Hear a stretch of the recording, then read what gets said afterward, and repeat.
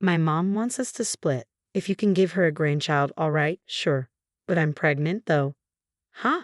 Oh, right, let me introduce myself. I'm Anna, a housewife in my 30s. I live with my husband, who works as a salaried employee. We met when I was working at a food-related company. I was drawn to him because of his occasional charming smile during our many business discussions. So, I took the initiative and asked him out. At first, he declined, saying, "Sorry, I'm flattered, but I have a girlfriend." However, a month later, he approached me and said, "I broke up with her. Can we start dating?" It turns out that after my confession, he started to see me differently. His girlfriend noticed the change in his behavior and asked, "Are you interested in someone else?" When he nodded, she suggested they break up, and he agreed. I felt guilty for ruining their relationship, but he reassured me with a smile, saying, "It wouldn't have lasted anyway. Don't worry." His words comforted me, and after dating for 3 years, we got married. At that time, he told me, "I want to have children after we get married. Could you be a housewife to support me and our future children?" I was working at an exploitative company and didn't want to continue there, so I agreed. I quit my job and became a stay-at-home wife, deciding to support my husband. The transition from working to becoming a full-time housewife was surprisingly difficult and confusing. But I didn't mind because our newlywed life was smooth sailing, and I was at the peak of happiness. Every day was fun and filled with joy, and not having any in-law issues was a big deal for me. My husband's parents lived just a 10-minute walk from our apartment. When I first found out my in-laws lived nearby, I worried they might visit frequently and make things difficult. However, my fears were unfounded. My in-laws were incredibly kind, often coming over to patiently and kindly teach me various things. They never complained about our struggle to conceive and even told me, "I love you more than any grandchild. I've always wanted a daughter since our family is mostly men. Please let me love you like a real daughter." I adored my mother-in-law for that, and I trusted my father-in-law, who was a man of few words but very reliable. However, this warm treatment only lasted for the first few years. Over time, my in-laws' attitudes changed. My father-in-law became even quieter, and my mother-in-law's demeanor shifted so drastically that I wondered if she had a split personality, or perhaps this was her true nature all along. To give you an idea of the change, it felt like she went from +100 to -100. My once loving mother-in-law had become rather tough on me. Because we lived nearby, my mother-in-law frequently popped by our house, and when my husband wasn't around, she would nag me incessantly. She pressured me to have a child soon, saying, "I want to see my grandchild already, and that's your duty as a wife." Not too long ago, she had told me that children are gifts from heaven and that they come naturally when the time is right, so there's no need to rush. Moreover, she began comparing us to other families, saying, "I heard the family next door just had a baby, and the lady next door is pregnant too." This added even more pressure on me. However, no matter how much my mother-in-law pushed, it didn't matter if my husband wasn't on board. At the beginning of our marriage, my husband did say he wanted kids, but about a year after we got married, he seemed to lose interest altogether. Even when I tried to initiate intimacy, he would turn me away, saying, "I'm tired. Let's do it some other day, or you're bothering me. I'm trying to play my game." When I explained this to my mother-in-law, she didn't seem to understand or empathize, and she continued to pressure me about having a child, causing my stress level to build up day by day. Feeling overwhelmed by my mother-in-law's constant nagging, I confided in my husband about how hard it was being pressured to have kids. Begrudgingly, he said, "I don't see the need to rush," but I agreed to make more effort to have a child together. So we both tried, but no matter how long we waited, I never became pregnant. During this time, my mother-in-law continued to accuse me of not putting in enough effort, sparing my husband from any blame. I started to suspect that the stress from her constant pressure was affecting my ability to conceive. Unable to withstand it anymore, my husband and I decided to seek fertility treatments. Just when I thought I could finally breathe a sigh of relief, a new problem concerning my husband arose. Ever since we started fertility treatment, my husband has been acting cold towards me. He comes home from work and immediately retreats into his room to play video games, often ignoring me when I try to talk to him. That alone would have been bearable, but things took a turn for the worse when he started getting angry at me for spending a little money on sewing materials, my hobby, on stressful days. He'd take out his frustration on me.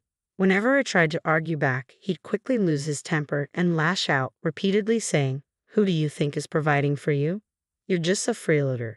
and continued to behave selfishly. When I remind him that I only quit my job because he wanted me to, he doesn't seem to listen. One day, amidst all the ongoing chaos, my husband, who should have been off to work, was at home playing video games. When I asked, "Aren't you going to work?" he responded, "I quit." Apparently, he had quit his job without even discussing it with me. Shocked, I asked him why, and he snapped, "Get out of my business," and got angry. Frustrated by his uncooperative attitude, I had no choice but to accept the situation. I wasn't panicking about our finances as I thought we could manage with unemployment benefits and our savings. However, it became stressful when I noticed that my husband showed no interest in finding another job. With his job gone, he started staying home all day. I wished he would go out more, but his hobby was gaming. Aside from the occasional trip to the nearby convenience store for cigarettes, he spent all day at home playing video games. Compared to when he was employed, the time we spent together increased dramatically. If this had been back when we first started dating, I might have seen it as a good thing, having more time for intimacy. But not anymore. Spending more time with my husband, who, like my mother-in-law, had gone from being a plus 100 to a minus 100, only led to more marital disputes. Gradually, we realized that even just talking to each other was becoming stressful, leading to less and less conversation. I began to wonder, what's the point of continuing this marriage? I started feeling the limits of our current lifestyle and began thinking about ways to break free from it. One day, fed up with my husband wasting his time gaming at home, I finally lost my patience and snapped, "You're not a child. Stop playing games all the time. Find a job already." In response, my husband said, "Speaking of which, my mom told me to divorce you if you can't give her a grandchild." At that moment, I felt an unexpected gratitude towards my mother-in-law. Who would have thought she'd inadvertently assist me in this way? Ironically, I had discovered I was pregnant earlier that day and had planned to share the news that night. But now, perhaps it was best to keep that to myself, allowing me some distance from both my mother-in-law and my husband. I calmly replied, "All right, understood. Here are the divorce papers." I retrieved the already filled out documents from my drawer and handed them to him. My husband, clearly unprepared for my swift agreement to divorce, let alone for me to produce ready divorce papers, froze in surprise at the sight. His usual air of condescension vanished. He was completely taken aback. Though he seemed to struggle to say something, he felt compelled to follow his mother's advice and signed the papers without much hesitation. Throughout this process, he kept stealing glances at me, trying to gauge my reaction. After finalizing the divorce papers, we agreed to meet later to discuss matters like asset division. However, in truth, we had very little to divide. My husband, known for his spending on hobbies, had poured considerable money into gaming arcades despite criticizing my spending habits. Saving money was a foreign concept to him. My husband, who hadn't saved a penny since his bachelor days, continued this habit after we got married. As a result, we hadn't accumulated any savings or assets during our marriage. When it came time to discuss dividing our belongings, I thought our conversations were straightforward. However, my husband insisted there was more to discuss and pointed to a specific bank book, saying, "We still have our savings, right?" Indeed, that account held a significant amount, and he proposed dividing it. Yet that savings account wasn't subject to property division. This money, I saved before we got married, so it doesn't count in the property division, I explained.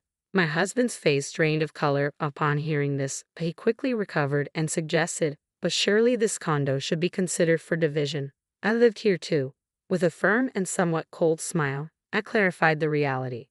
"Unfortunately, the condo is solely under my name, so legally you have no claim to it. Moreover, I've already listed it for sale, so it's best for you to find new accommodations promptly to avoid any complications," I informed him. I had diligently saved for years with the goal of upgrading to a larger home, anticipating that the condo would eventually feel cramped. Even as a working professional, I had managed to amass substantial savings and purchase the condo during my single years, establishing a financial foundation of my own. The proceeds from selling the condo would enable me to build a new home downtown. Naturally, these assets were acquired before our marriage and were not subject to division. Though my husband may have assumed otherwise, he was mistaken in his expectations. Upon learning that he wouldn't have a claim in the property division, my husband was visibly stunned. Despite our attempts to continue the conversation, he remained in a daze. With nothing more to discuss, our dialogue quickly came to an end. We proceeded to file the divorce papers, and our separation was finalized without complications. A few months later, I relocated to my parents' home where I received their unwavering support during the safe delivery of a healthy baby boy. I named him Richard, a name that signifies strength and ambition. Now, I spend each day cherishing moments with my beloved child and supportive parents. Naturally, I haven't informed my ex-husband. Should he discover the news, I can only imagine my former mother-in-law storming in, demanding, "Where's my grandchild?"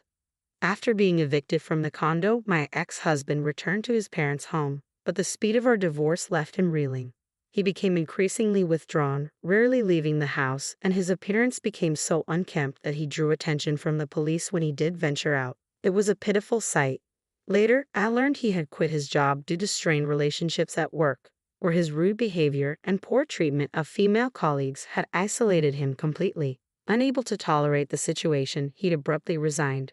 Perhaps his true nature had always been hidden. He had only shown kindness to me, a wolf in sheep's clothing. 3 years later, I found myself managing a craft store. My regular visits to a local craft store caught the attention of the owner, who approached me one day. "I'm considering retirement. Would you be interested in taking over, Anna?" she asked. With my parents providing strong support with childcare, I had ample free time and was considering re-entering the workforce. Declining would mean the store's closure, inconveniencing many loyal customers. So, after careful consideration, I decided to take on the responsibility of running the store. Today, while serving my occasional regular customers, I was surprised by unexpected visitors. My former mother-in-law and ex-husband. "This shop suits you quite well, doesn't it?" they commented casually. "Sure, Mom. Look, this fabric would look great on you," my ex-husband added, attempting to be congenial. Annoyed by their transparent flattery, I cut to the chase and asked, "So, what brings you here?" That's when my former mother-in-law blurted out something nonsensical. "Give me my grandchild back." Apparently, she had somehow learned about my child and had intentions of making him the heir to their family home. "You were already pregnant when I brought up divorce. Why didn't you tell me?" "I wouldn't have agreed to divorce," accused my ex-husband. "I wanted the divorce, obviously. If you had known I was pregnant, you would have done anything to stop it," I retorted sharply to my ex-husband and former mother-in-law. Then my former mother-in-law continued her nonsense. "So, are you going to give me my grandchild or not?" "I want to be with my grandchild as soon as possible. You've had him for 3 years now. It's my turn." Stunned, I was interrupted by the arrival of my parents and my son Richard, who appeared with concern, asking, "What's going on? Is there a problem?" It turned out they had been alerted by a regular customer and rushed to the shop.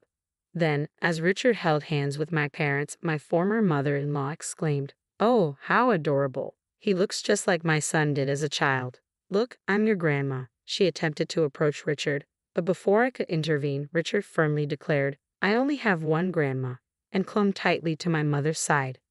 Sensing tension, my mother calmly suggested to my former mother-in-law, "Under the circumstances, it might be best if you leave."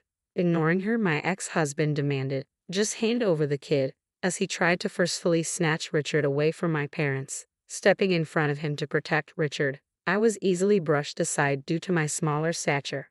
"Richard, be careful." With my ex-husband just inches away from grabbing him, a sudden movement caught us all by surprise. "What?" Looking up, I saw my father, who had executed a flawless over-the-shoulder throw. It turned out my father had been a police officer and had competed in national judo championships during his youth. My ex-husband, unaware of this background, was left speechless from the pain, staring at my father with a mix of astonishment and helplessness.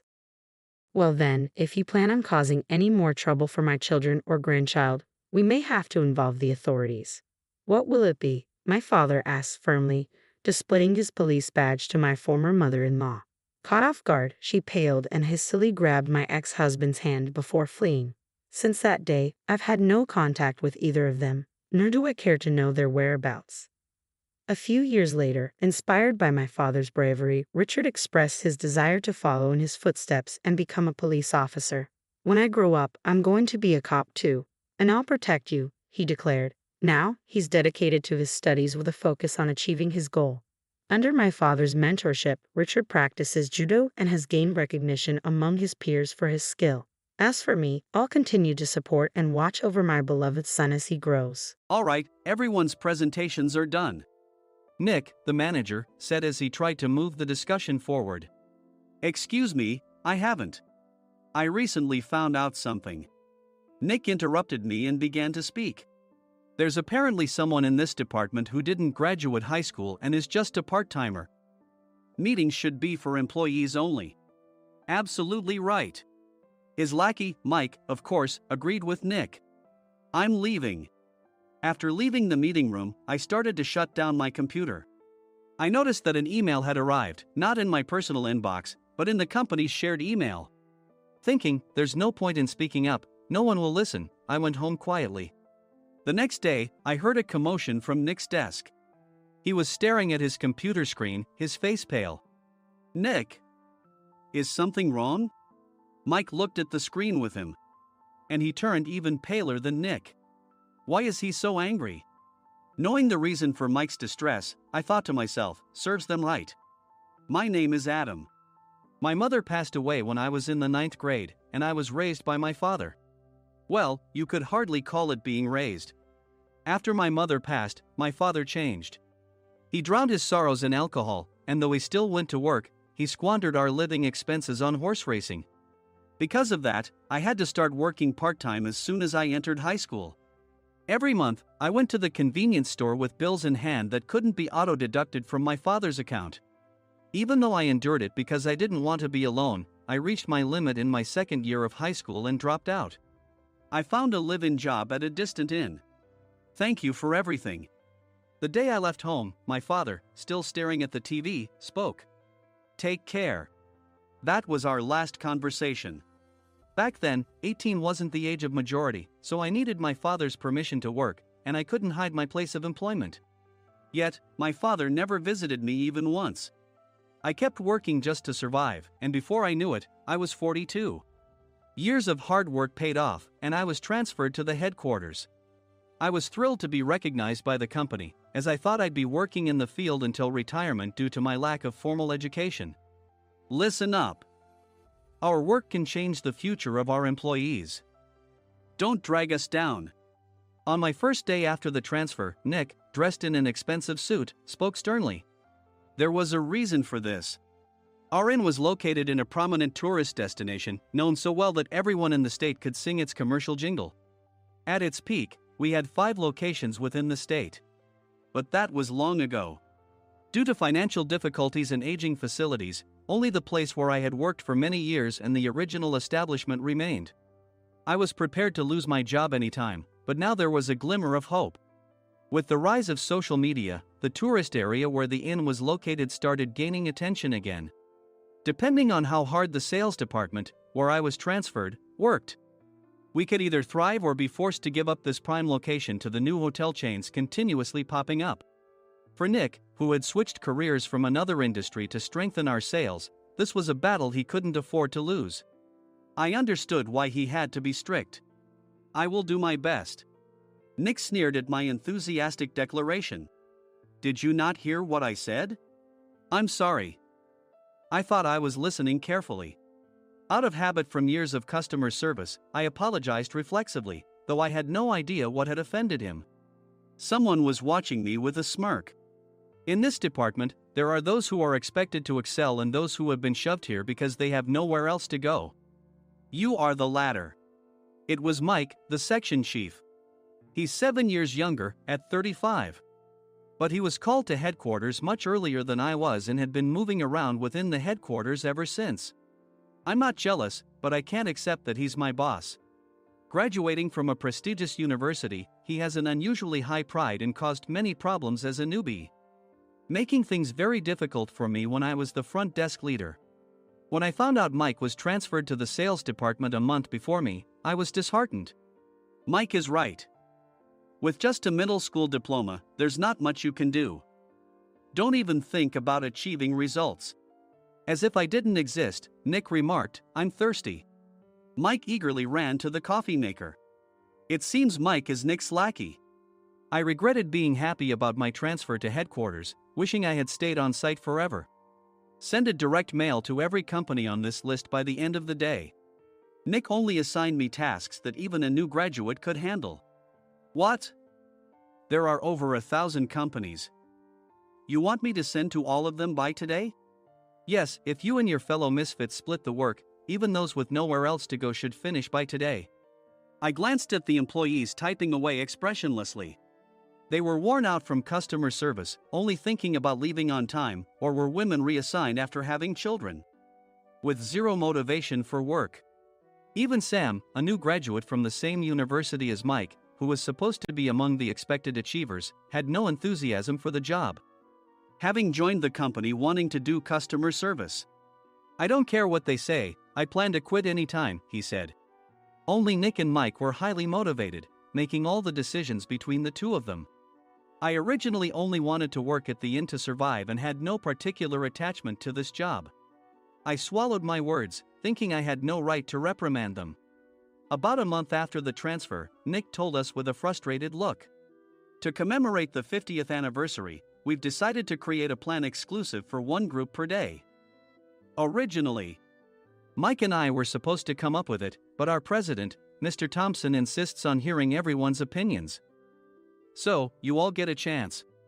As Nick explained, Mike began handing out prints. Make sure not to embarrass Nick. If your ideas are half-baked, you'll have to redo them. It seemed that they had printed his handwritten notes by Mr. Thompson, which included several questions and a section for free responses. It made sense why Nick had to seek our input, given that all responses had to be submitted to Mr. Thompson. We were given a week to think about it, and a meeting was scheduled to compile our ideas. My plan is to let guests enjoy both the old and modern America. Nick began the presentations. Guests would watch a master confectioner at a nearby traditional sweet shop make sweets in front of them. The welcome drink would be premium tea in a bottle. Nick's plan was certainly attractive. After his presentation, Nick called on us to present in the order we were seated. Just as I stood up for my turn. All right, everyone's presentations are done. Excuse me, I haven't. I recently found out something. Nick interrupted me. There's someone in this department who didn't graduate high school and is just a part-timer. He was likely talking about me. I joined the company as a part-timer and was made a full-time employee when I turned 20. That was 20 years ago, so Nick and Mike probably had no chance to know until recently. Meetings should be for employees only. Absolutely right. After that, Nick kept creating opportunities to solicit everyone's opinions, purposefully excluding me from speaking. The meeting unexpectedly heated up and went past the scheduled end time. A few people asked to leave, and the discussion continued with the remaining few. Still here? Normally, you'd leave in that situation. Though I had no attachment to the job initially, hearing kind words from customers made me want to make them happier. For someone like me, with nowhere to go, the inn was my home and customer service was my life. I felt pathetic about my current self. I'm leaving. I left the conference room and started shutting down my computer.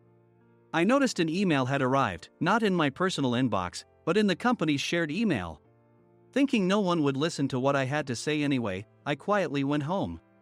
The next day, while preparing the DM as instructed, I heard a commotion from Nick's desk. In his haste to stand up, he hit his knee on the desk. He stared at his computer screen, his face pale. Nick! What's wrong? Mike, thinking he should be the first to rush over, approached Nick while still wearing his coat. He peered at the screen with Nick. And he turned even paler than Nick. Why is he so angry? Who is responsible for this company? Nick, more irritated than ever, asked, and Mike answered without checking. Probably Sam. Sam wasn't there because he was attending a morning training session for new hires. Nick gave up on getting angry and returned his gaze to the screen. They were looking at an email that arrived right after the end of the working day yesterday. Apparently, no one, including me, had checked it before leaving. The email was from a large company that used us for their annual employee trips. The president and executives of that company also frequently used our services personally. President of the company, Mr. Mason himself, had declared that neither he nor his company would ever use our services again. Well, some companies cancel their employee trips or stop using our services due to financial struggles. Let's just move on. Mike kept wiping the sweat from his forehead with a handkerchief. Knowing why Mike was so agitated, I quietly watched their interaction. Do you know how much revenue we get from that company? We can find other guests to fill the rooms, but we'll lose the banquet costs, gift shop revenue, rental car fees, and more. Moreover, the gifts were supposed to be prepared by the traditional confectionery shop involved in Nick's proposed plan. If it's known that we incurred such a huge loss at this critical time, Nick's position in the company would be jeopardized. Nick took a deep breath, seemingly trying to calm himself. All right, Mike. Go to New York right now and apologize to Mr. Mason. What? You're coming with me, right? I have urgent work to do. I trust you, which is why I'm entrusting this to you. Please. Mike, believing Nick's sincerity, agreed with a determined look on his face, saying, yes. That's Nick for you. Even if Mike went to apologize, Nick would shift all the blame onto him if the client didn't change their mind. Well, it was Mike's fault to begin with, so it served him right. About 3 hours later, Sam answered a call from somewhere and repeatedly apologized, saying, I'm very sorry. Everyone watched to see what was happening. After ending the call, he informed Nick with a weary tone. When Mike arrived at the client's company, he only made things worse, further infuriating Mr. Mason. He was demanding, get his boss here immediately. It was no wonder Sam was exhausted, dealing with such a call right after returning from training. What is that idiot doing? All right, Adam, you're coming with me. If sacrificing Mike didn't work, then I must be next. Normally, I'd want to refuse at all costs, but I saw an opportunity in this situation. If I can be of assistance, I'd be happy to join you. I obediently followed Nick, and we flew to New York. When we introduced ourselves at the reception, it became clear how serious the situation was, as the receptionist personally escorted us to the president's office. Angry voices leaked through the door, making both Nick and me uneasy. Excuse me. I'm Nick, the supervisor. I understand my subordinate has caused you trouble, and I deeply apologize.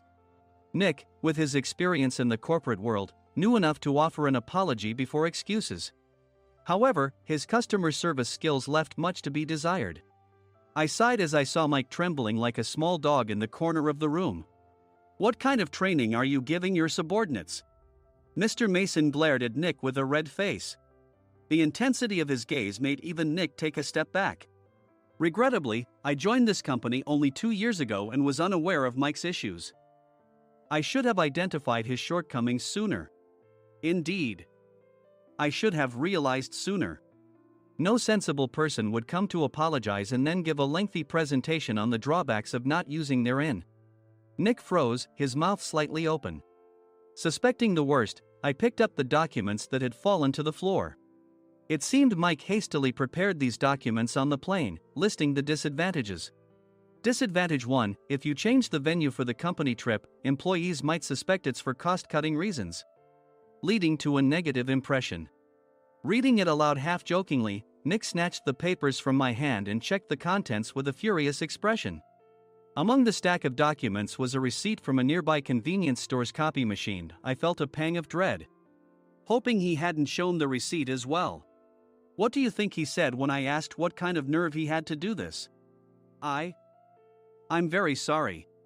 Faced with the dire situation, Nick must have thought there was nothing left to do but apologize.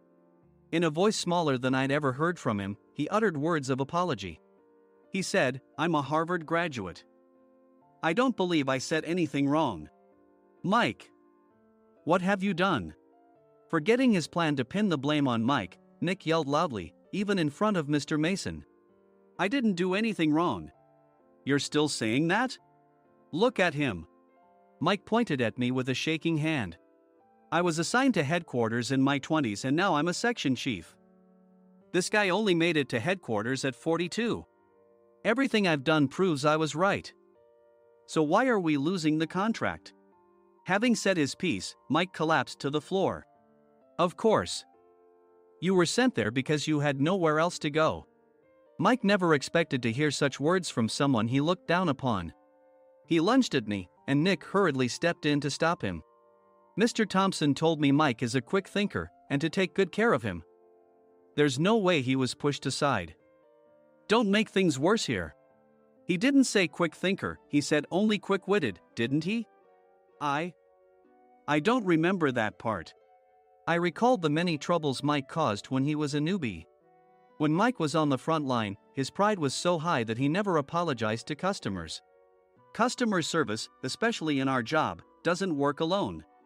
It brings both good and bad situations. If the front staff or housekeepers made mistakes, or the cleaning company didn't properly clean a room, one had to apologize to the customers regardless of personal fault. Mike, in such situations, would never apologize, insisting he wasn't at fault. This often angered customers, and as the front desk leader, I frequently had to apologize on his behalf. He caused complaints and disrupted operations, which is why he was quickly moved to headquarters. In departments where he didn't interact directly with customers, his quick thinking was beneficial and things went well. But it seemed his flaws were starting to show. Corporate reservations are supposed to be entered into the system by the sales representative. But a quick check yesterday revealed that more than 10 items were missing from the client's reservation. The handover document clearly stated what needed to be prepared. Why didn't you enter it into the system? Why do we have to give them special treatment? Filling rooms near the banquet hall, setting up all the food in advance. Specifying the brand of wine, they're too demanding. No wonder he always angered customers, I thought, feeling a headache coming on. Grouping them in rooms near the banquet hall is for our benefit too. It makes it easier for the staff to set up beds and serve breakfast since everyone's schedule is synchronized. As for the other requests, Mr. Mason suggested them to lighten our load. I didn't know that. Nick finally seemed to realize that Mike was the one who had angered the client. What did you say to them? I just told them we wouldn't give them special treatment anymore. We shouldn't waste effort on things that don't bring in money. I was utterly exasperated at his lack of understanding of customer service. Of course, we shouldn't comply with unreasonable demands. But carrying over successful practices from past stays makes customers feel remembered and enhances their experience. Good memories encourage repeat visits. That's part of our job. I looked down at Mike, who was sitting on the floor. In our job, nothing is a waste. Mr. Thompson likely moved you to the sales department, hoping you'd finally understand this. How do you think he feels now that you failed to meet his expectations? Mike, tears in his eyes, fled the president's office. I was amazed he still hadn't apologized. You have it tough, Adam. It's okay, we're all employees of the same company. I deeply apologize for this disrespectful incident. Especially after all the care you've shown us. If it weren't for you, Adam, I really would have stopped staying here. When I heard you were moving to the sales department, I was willing to reconsider if you handled it. Seeing us talk so amicably, Nick's face contorted. Do you two know each other? Adam's service is excellent. I always requested him specifically. Normally, we don't accept specific staff requests, but we made an exception for Mr. Mason, adjusting my shifts accordingly. He had personally stayed at our hotel just before my transfer, and during casual conversation, I mentioned, I'm moving to the sales department soon. If I hadn't told him then, things could have been much worse. Please continue to take care of us. I look forward to it. On the return flight, Nick awkwardly offered me a can of beer. It's still working hours. Of course, I had no intention of forgiving him for a single beer. Nick might try to pin everything on Mike and avoid any consequences. While pondering this, a startling fact came to light. Nick, the tea bottles for the plan have arrived. I handed Nick a bottle labeled with our inn's name. They look good. What are you talking about? These are plastic bottles. I had assumed we would use the trendy, high-end bottling tea. But what arrived were ordinary plastic bottles of tea with customized labels. The only unique aspect was the label, which had the inn's name, making it look customized. Upon further investigation, I discovered that a substantial amount of money was set to be paid to the tea company. It was priced like bottling tea. Does this plastic bottle really cost $100 each? The tea inside is specially blended for us. The extra cost is for that. Wouldn't it be better to use another tea company? Or is there a specific reason we must use this one? As Nick continued to make excuses, I showed him a printed email. I informed the tea company's president, Mr. Mitchell, that we discovered irregular payments and he confessed. He said you two were high school classmates and planned to split the extra money. That idiot. Why did he confess? That's not important. You should worry about yourself, this could turn into a police matter. Opening the bottle cap, I suggested. How about calming down with this tea? It supposedly has a relaxing effect. Nick drank the tea frantically. In the following days, decisions were made about their fates. Mike was reassigned to the General Affairs Department, with no chance of transfer or promotion, as per Mr. Thompson's orders. As for Nick, since the payment to the tea company hadn't yet been made, he narrowly avoided legal trouble. Instead, he was encouraged to leave the company, and to avoid further complications, Nick submitted his resignation. Rumor has it that connections between HR departments have made it difficult for him to find new employment. Even though it was good to have those two gone, something unexpected happened in the sales department. Everyone became motivated and united in refining the 50th anniversary plan. In the end, my plan was adopted. We collaborated with the Tourist Information Center to provide personalized guides. The plan, tailored to the number of guests, was truly special for the 50th anniversary. Hey, is Adam's family coming to stay? I immediately booked that special plan for my family. Sam noticed it on the reservation list and quickly picked up on it. Yes, I'm inviting my father. That's great. I might invite my parents too.